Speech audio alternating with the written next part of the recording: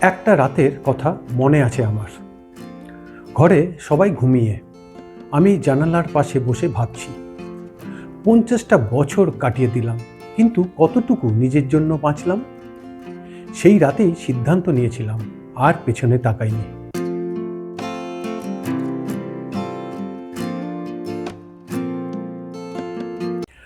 50 বছর বয়সে আমি একটা সিদ্ধান্ত নিয়েছিলাম, না কোনো শেয়ার মার্কেটে না, না মিউচুয়াল ফান্ডে না, না কোনো রিয়েল এস্টেটে না। আমি বিনিয়োগ করেছিলাম নিজের মধ্যে। এবং আজ 5 বছর পর আমি হাত তুলে বলতে পারি এটাই ছিল আমার জীবনের সেরা সিদ্ধান্ত। কিন্তু সত্যি কথা বলতে, শুরুতে সবাই ভেবেছিল আমি পাগল হয়ে গেছি। আজকের ভিডিওতে সেই গল্পটাই বলবো। শেষ পর্যন্ত থাকুন, কারণ এই গল্পের মধ্যে আপনার নিজের গল্প হয়তো লুকিয়ে আছে। আমার নাম রবিন এবং আমি তখন 49 পেরিয়ে 50-এ পা দিচ্ছিলাম।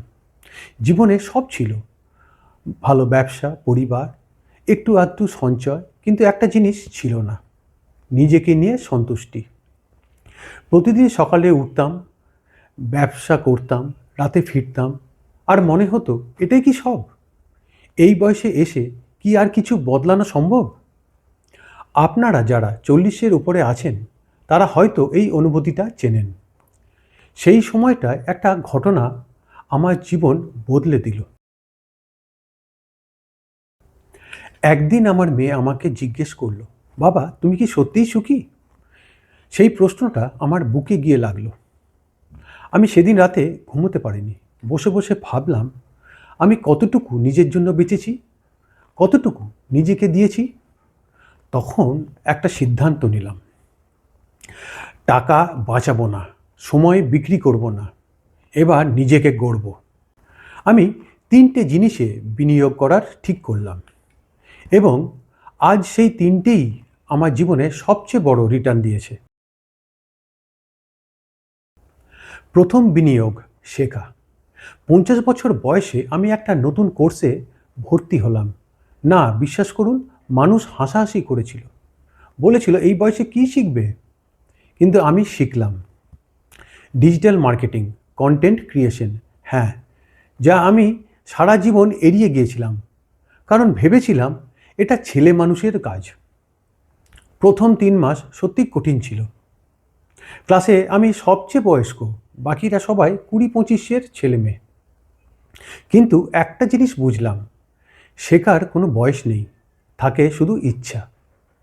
এবং সেই শেখাটাই আজ আমার ক্যারিয়ারে নতুন একটা দরজা খুলে দিয়েছে। দ্বিতীয় বিনিয়োগ, শরীর।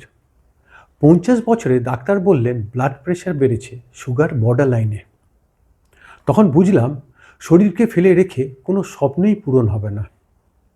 প্রতিদিন সকালে 30 মিনিট হাঁটা শুরু করলাম, খাবারে একটু সচেতন হলাম, রাতে ফোন রেখে ঘুমানো শুরু করলাম। সহজ কথায় শুনতে লাগছে, তাই না? কিন্তু এই 3টে অভ্যাস বদলে দিয়েছে আমাকে। 1 বছরের মধ্যে ওষুধ কমেছে, এনার্জি বেড়েছে এবং মন ভালো থাকছে। মনে রাখবেন, সবচেয়ে ভালো হেলথ ইন্স্যুরেন্স হলো আপনার নিজের শরীরের যত্ন নেওয়া। তৃতীয় বিনিয়োগ, মানুষ। আমি সারা জীবন ব্যস্ততার অজুহাতে অনেক সম্পর্ক হারিয়েছিলাম। পুরনো বন্ধু, পরিবারের মানুষ সবাই কোথাও একটু দূরে সরে গিয়েছিল। 50-এ এসে ঠিক করলাম এই সম্পর্কগুলোতে আবার বিনিয়োগ করব। পুরনো বন্ধুদের ফোন করলাম, আত্মীয় স্বজনদের সাথে সময় কাটাতে শুরু করলাম, মেয়েকে প্রতি সন্ধ্যায় একটু সময় দিলাম। জানেন, এই বিনিয়োগের রিটার্ন কোনো ব্যাংক দিতে পারবে না। আজ যখন কঠিন সময় আসে, আমার পাশে মানুষ আছে, সেটাই আসল সম্পদ। 50 বছর বয়সে এসে আমি যা শিখলাম তা হলো, টাকার বিনিয়োগ হয়তো রিটার্ন দেয়, কিন্তু নিজের বিনিয়োগ সেটা জীবন বদলে দেয়। আমাদের সমাজ শেখায় 30-এর আগেই সফল হতে হবে, 40-এর নাকি নতুন কিছু শুরু করা যায় না, 50-এ এসে নাকি শুধু অপেক্ষা করতে হয়। এই মিথ্যাটা ভাঙুন। 50 মানে শেষ না, 50 মানে একটা নতুন অধ্যায়ের শুরু। শুধু দরকার সাহস আর সঠিক বিনিয়োগ।